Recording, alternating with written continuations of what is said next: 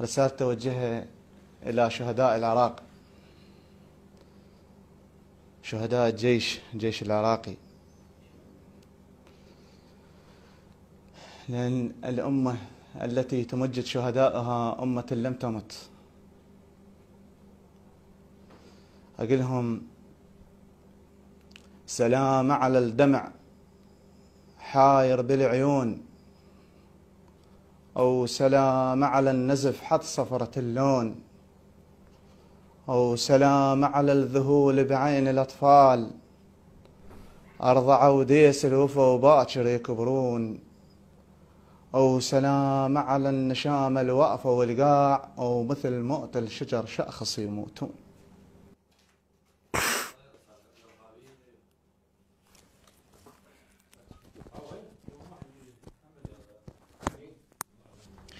بس أحب أقول يعني للسياسيين للعراقيين الكل، شوية هلا هلا بالجيش، ترى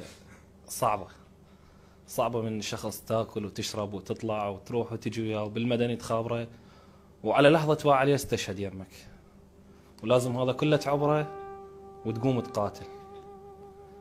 لو ما الجيش كان هواية هسه عالم، كان الله يعلم ايش صار بالعالم. لو ما الجيش والحشد الشعبي اخواننا كان هسه بغداد ماكو، كان هسه حكومة ماكو، كان هسه كل شيء ماكو. ف خلي شوي يباعون بعين يعني الخير علينا. هو البيت تلقى بيه زين ومو زين، فكيف ما الجيش كله؟ مو معناته اذا واحد اثنين مو زين كلها مو زينه. اكو ناس خيره واكو ناس صدق تريد تشتغل للبلد. نعاهد الشعب ونعاهد الوطن ونعاهد أبنائنا وأخواننا وعوائلنا لحماية هذا الوطن الشريف. عندي رسالتين أريد أوجهها. الرسالة الأولى للشعب العراقي،